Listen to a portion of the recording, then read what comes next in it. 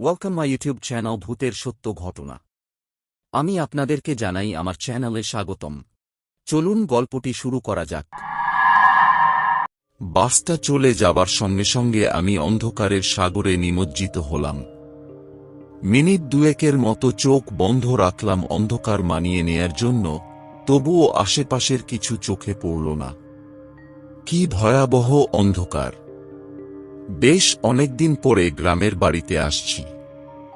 এখান থেকে 1.5-2 কিলোমিটার দক্ষিণে আমাদের গ্রাম। রিকশাই একমাত্র বাহন, কিন্তু এত রাতে রিকশা পাব কিনা সন্দেহ হল। বাড়ি যেতে আবার 2টি বিশেষ জায়গা পার হতে হয়, যেগুলো গ্রামের কিছু লোকের ভাষায় দেও দানব এর আবাসস্থল। যদিও এসব কথা এ যাবৎকালে ফালতু বলে উড়িয়ে দিয়েছি। 20 শতাব্দীর এই দিনে এসব কথা হাস্যকর মনে হয়, কিন্তু আজ এই পরিবেশে কথাগুলো বিশ্বাস করতে ইচ্ছে হচ্ছে। দূরে কোথায় যেন ঝিঝি পোকা ডাকছে। শুনশান নীরবতার মধ্যে থেমে থেমে ডেকে ওঠা ওই শব্দকে ভৌতিক ভয়ঙ্কর শোনাচ্ছে। মনে হচ্ছে পৃথিবীতে আর কিছুর অস্তিত্ব নেই। আমি আর ঝিঝি পোকা, সাথে অন্ধকার। এতক্ষণে আবছাভাবে সবকিছু চোখে পড়তে শুরু করল। পাকা রাস্তা থেকে দক্ষিণ দিকে নেমে গেছে আমাদের গ্রামের রাস্তা। আমি রাস্তায় নেমে পড়লাম। ছোট দোকানটি চোখে পড়ল, বন্ধ হয়ে গেছে অনেক আগেই। পাশে যেখানে রিকশা থাকার কথা সে জায়গাটা ফাঁকা। ভয়ে আমার গা গা ছমছম করছে। এখন কি করি? একটু ইতস্তত করে ধীরে ধীরে সামনে সামনে এগুতে থাকলাম। হঠাৎ এক ঝলক আলোর স্ফুলিঙ্গ চোখে পড়ল। সর্বনাশ! ভূতের আগুন নয়তো! মৃদু গুনগুন শব্দ কানে যেতেই ভয়টা কিছুটা কেটে গেল। ভূত আর যাই করুক গুনগুন করে গান করে না, কোন দিন করেছে বলেও শুনিনি। আমি সাহস করে এগিয়ে যাই। একটা রিকশা। সিটে বসে বিড়ি ফুঁকছে রিকশাওয়ালা। বিড়ির টানে যে আলো সৃষ্টি হল তাতেই তার চেহারা পরিষ্কার দেখতে পেলাম। রোগা পাতলা শরীর, শুকনো মুখ। আশ্চর্য! বিড়ির আলো যে এতটুকু তা কখনো কল্পনাও করিনি। দিনের আলোয় কখনো বোঝা যায় না অন্ধকারে এই একটু বিড়ির আলো কত উজ্জ্বল হয়ে জ্বলে। আমাকে দেখে লাফ দিয়ে নেমে দাঁড়াল সে রিকশা থেকে। বিড়িটা ছুঁড়ে ফেলে দিল। বাইক যাইবেন? উঠেন। আমি একটু অবাকই হলাম। চেনে নাকি আমাকে? হতে পারে, গ্রামের অনেকের কাছেই আমি পরিচিত। আপনি হ্যারিকেন জ্বালাননি কেন? আমি জিজ্ঞেস করলাম। কমাইতে গিয়া শৈলত্যা ভিতরে পইরা গেছে, রিকশাওয়ালা কৈফিয়ত দিল। আমি রিকশায় উঠে বসলাম। অন্ধকারে রিকশা চালাবেন কিভাবে? রাস্তা দেখবেন কি করে? অসুবিধা নাই, বিলাইয়ের চোখ আমার, অন্ধকারেও সব দেখতে পারি। আপনি শক্ত হয়ে বসে থাকেন। রিকশা ঘুরিয়ে অদ্ভুত কায়দায় লাফিয়ে তার আসনে উঠে বসল রিকশাওয়ালা। কয়েক মুহূর্তেই দ্রুত চলতে শুরু করল রিকশা। ওই রোগা পটকা টিনটিনে শরীরে যে এত শক্তি তা ওকে দেখে বুঝতে পারিনি। কিছু সামনেই দেও দানবের আবাসস্থল, বিশেষ জায়গা দুটির প্রথমটি। উত্তর পাড়া আর দক্ষিণ পাড়ার ঠিক মাঝখানের কালভার্টটি। কালভার্টের দুই পাশে দুটো শিমুল গাছ। দুই পাড়ার লোকজন বসেছিল। বিশাল আকৃতি নিয়ে দাঁড়িয়ে আছে গাছ দুটি। দেখতেও হুবহু এক। আর চারিদিক বিস্তীর্ণ মাঠ, ক্ষেত, খামার। সবাই বলে নিচ দিয়ে যাবার সময় শিমুল গাছ থেকে ঝাঁপ দিয়ে ঘাড়ের উপর আছড়ে পড়ে দেও। কিছুক্ষণের মধ্যেই উত্তর পাড়া পার হয়ে গেল রিকশা। অন্ধকার থেকে আবছা আলোয় আসতেই বুঝলাম উত্তর পাড়ার শেষ বাড়িটি পার হলাম। কিছু দূরেই কালভার্ট। আমি চোখ বন্ধ করে বসে রইলাম। সত্যিই ভয় পাচ্ছি। মৃদু ঝাঁকি অনুভূত হতেই বুঝলাম কালভার্ট পার হচ্ছি। একটু করে চোখ মেলে তাকাতেই দেখলাম ও পাশের শিমুল গাছটা পাশ কাটিয়ে চলে যাচ্ছি আমরা।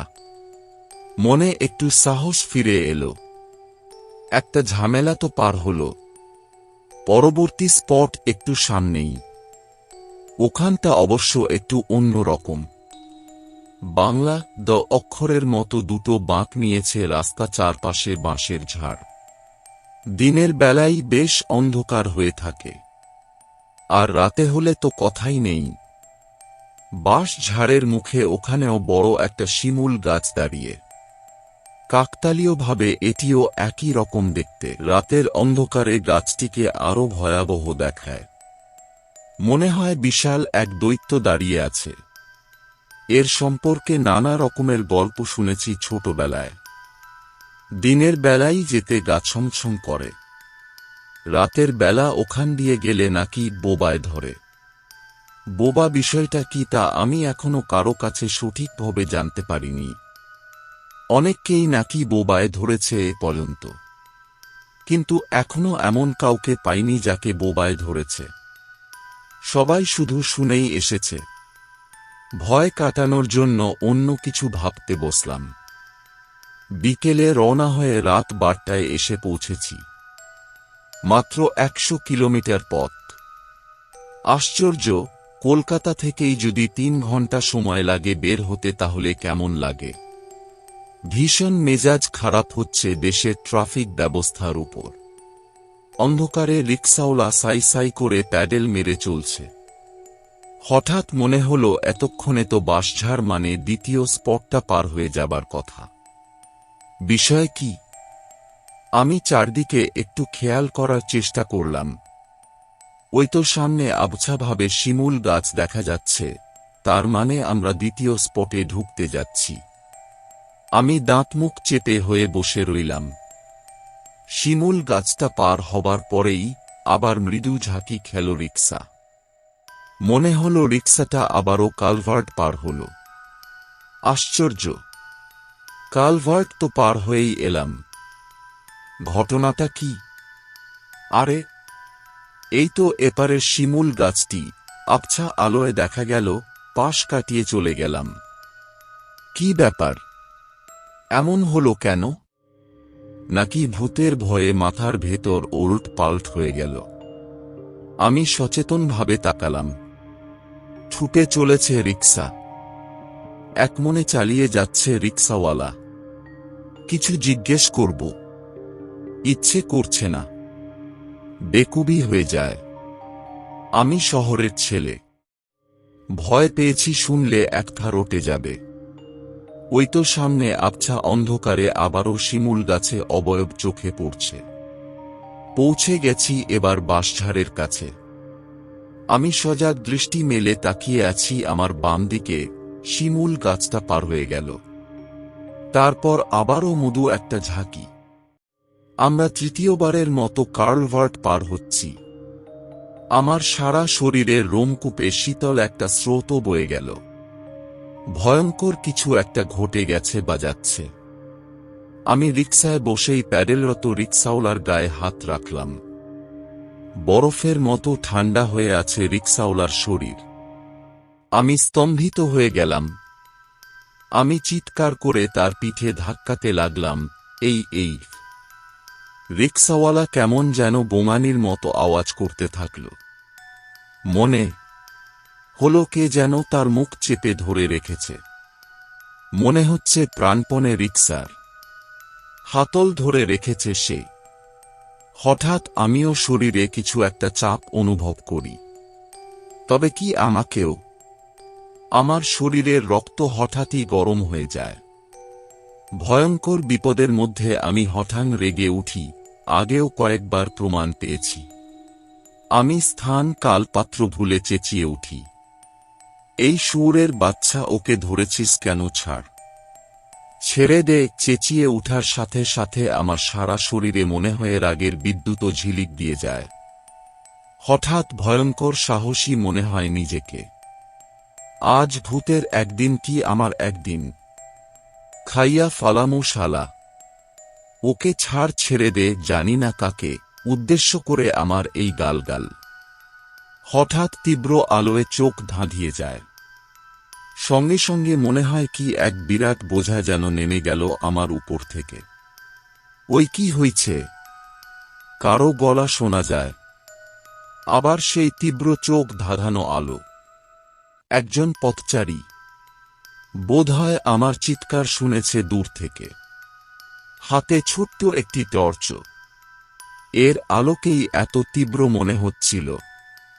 সঙ্গে সঙ্গে রিকশাওয়ালা যেন সংবিত ফিরে পায়।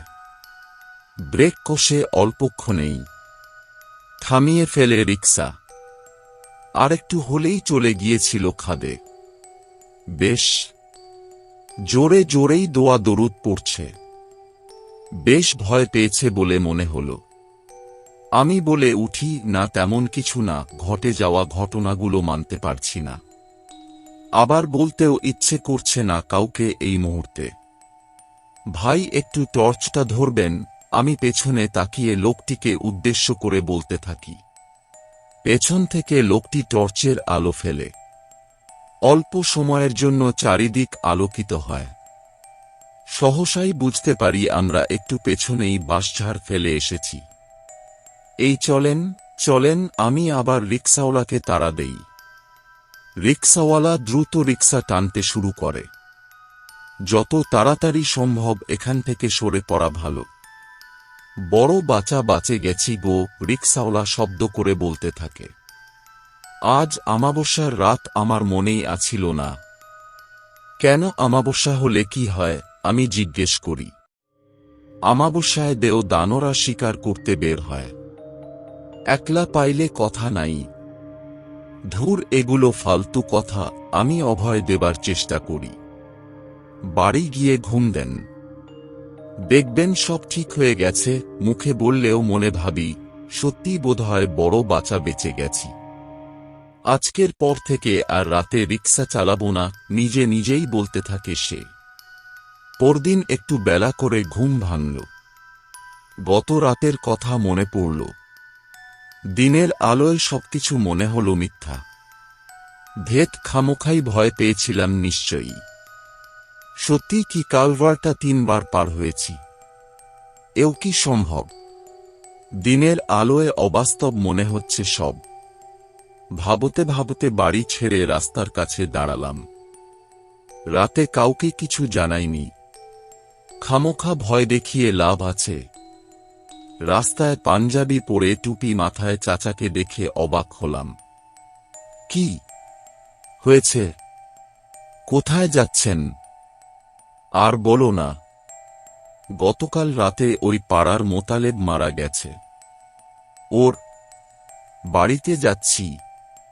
কথাটা শোনার সাথে সাথে প্রচণ্ড একটা ভয় ঘিরে ধরল আমাকে। মোতালেব কি রিকশা চালাতো? আমি ভয়ে ভয়ে জিজ্ঞেস করলাম। আরে না, ও রিকশা চালাবে কেন? জুয়া খেলতো।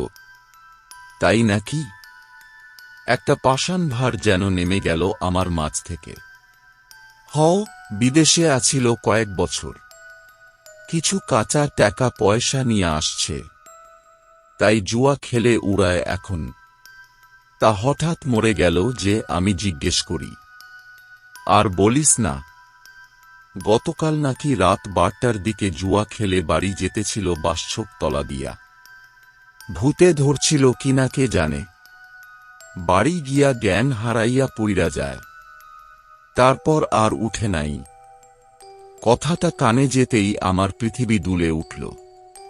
সেই লোক নয়তো? টর্চের তীব্র আলোয় যে চক্র থেকে আমরা উদ্ধার পেয়েছিলাম গত রাতে, ও কি সেই চক্রে পড়ে মরে গেল? দিনের আলোতেই আমি আবার চারিদিকে অন্ধকার দেখতে শুরু করলাম।